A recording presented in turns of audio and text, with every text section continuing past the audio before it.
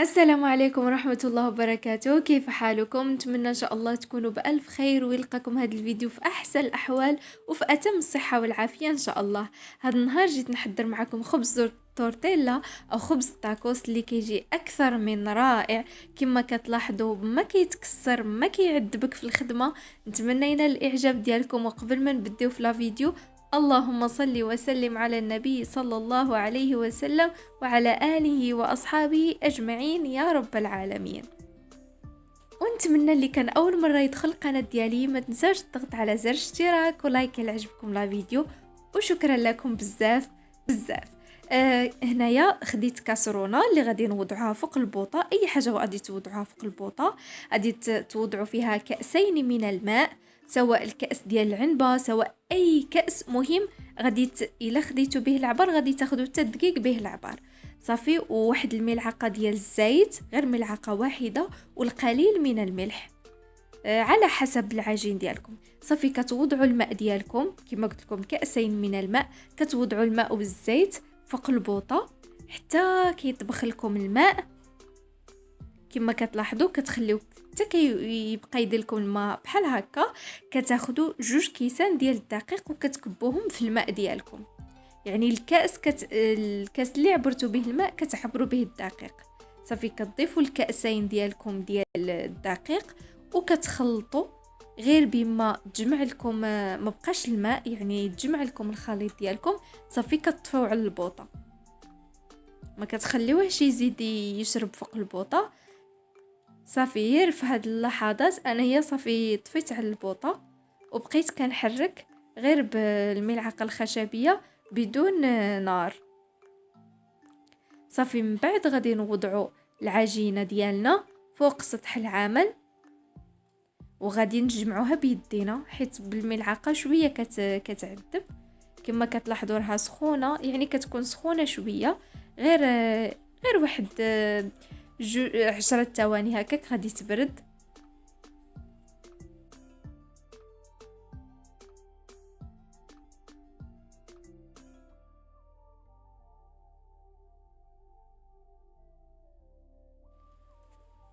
صافي كنجمعوها على هذا الشكل. كنحاولوا نخدموها شويه باليدين ديالنا واخا كتكون سخونه معليش نصبروا غير شويه كتبرد.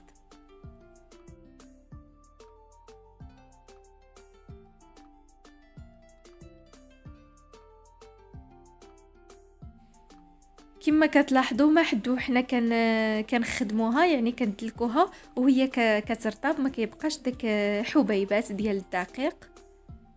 شتو اسهل ما يكون. كنت كندير واحد الطريقه اخرى ديال خبز التاكوس ولكن كتعذب. كتسرحي كره وكديري واحد الفوطه او بلاستيك غذائي وكديري فوقها خبزه اخرى، من بعد عاوتاني كتوضعي فوطه. مهم كتعذب بطريقه كتعذب بزاف، ولكن هاد الطريقه صدقوني نتيجه مبهره. وكذلك الطريقه ديال التحضير ديالها سهله جدا جدا. غير تبعوا المراحل غادي تصدق لكم من اول مره. صافي قطعت الكرات على 8 ولكن جاوني شويه صغار. صافي وحده قسمتها عليهم كاملين، يعني ولاو عندي غير 7 الكرات. نتوما الا بغيتو درتو كيسان كبار ديال الماء وعبرتو بهم دقيق، يعني غادي تجي لكم كميه كبيره وتقدروا تضاعفوا الكميه. مثلا انا درت كأسين، ديروا نتوما 4 كؤوس. بعد ما غطيتهم بلاستيك غذائي كتخليوهم يرتاحوا. بما الا كنتو داك النهار غادي ديروا الحشوه ديالكم او غادي ديروا الطاكوس، خليهم يرتاحوا بما وجدتوا الحشوه. الا ما كنتوش غادي ديروا داك النهار الطاكوس، بغيتو توجدوا غير الخبز، خليهم يرتاحوا لمده ربع ساعه حتى 20 دقيقه. ولا كنتو كما قلت لكم انايا خليتهم ارتاحوا حتى وجدت الحشوه ديال الطاكوس، حيت خدمتهم في داك النهار. نتوما الا بغيتو تخليهم حتى يعني بغيتو توجدوا غير الخبز، يعني لكم الاختيار، يعني تقدروا تحتفظوا بهم. صافي كتبقاو تسرحوا العجين ديالكم. كتسرحوا يعني في الاول غادي يبان لكم كتقولي واش هاد الكره غادي تسرح لي كره كبيره، ولكن غير تبقاو تدلكوهم بالدلاك غير بمهلين غير ما تزربوش عليهم. يعني غير بشويه عليهم غادي تسرحوا لكم وتبقاو تستعنوا بالدقيق، حيت كيلصقوا شويه في الدلاك وفي على سطح العمل، يعني استعنوا بالدقيق. ها هما كملتهم. سمحوا لي ما درت لكمش في الاول حيت كانوا يبانوا يديه بزاف من الفوق، ما لاحظتش بانه كانوا يبانوا وصافي اضطريت اني ما نوريش في الاول حتى التالي. كما كتلاحظوها ما فرقت بيناتهم بلا فوطه بلا بلاستيك غذائي. بعد ما كملتهم كاملين مباشره غادي تطيبوهم. صافي كتسخنوا المقله ديالكم او فين ما بغيتوا تطيبوا، كتسخنوها مزيان وكتوضعوا الخبز ديالكم. كما كتلاحظوا شتو الفقاعات كيطلعوا وما ما ديرونجاوش بالشكل يعني من الجوانب، حيت اصلا من غادي تجمعوا الطاكوس ديالكم ما غاديش يبان الجوانب. وإلا بغيتوا تظرفوا الخبز ديالكم كتاخذوا واحد الطبسي كتوضعوه على، ماشي كيما غادي نحطوه باش نوضعوا فوق الماكله، لا غادي تقلبوه، غادي توضعوه فوق العجين ديالكم كتاخذوا العبار ديال الطبسي باش يجيو دائريين. ولكن انايا قلت معليش ما غاديش من غادي نطويه في الطاكوس ما غاديش يبان العيب وخليتهم هكا حيت غادي ينقص لي الحجم ديالهم، على داكشي خليتهم انا هكا. كما كتلاحظوا شتو الفقاعات وكتقلبيه براحه تامه، يعني ما كتخافيش انه غادي يتكسر معك ولا.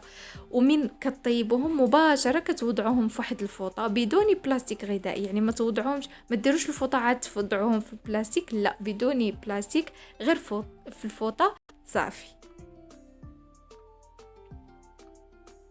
وها هو الخبز كملته. كما كتلاحظوا ما تسهوش عليه يمشي يتحرق لكم، واخا كاع طاب يعني طاب حمار ما غاديش، ما تخافوش غادي يتكسر. انا مره كنت كنزها عليهم غير وحده يمكن ولا جوج اللي حماروا لي بزاف، بصح واخا حماروا كما كتلاحظوا هذه راه حمرا من التحت ها كما كتشاهدوا، ولكن ما تكسرت ما تقطعت ما ديرونجاتني. زعما حمدت ربي وشكرته على هاد الوصفه. حيت انايا كنت كندير واحد الوصفه اخرى فيها تماره بزاف، ولكن هذه صدقوني سهله وبسيطه والنتيجه كتبهرك. كما كتلاحظوا بقيت غير كنطوي وكندير فوق المعلقه حيت فرحت بالنتيجه، جاوني روعه. نتمنى حتى نتوما ينالوا الاعجاب ديالكم وتجربوهم، والا جربتوهم نزلوا في التعليقات لتحت وقولوا لي جربناهم.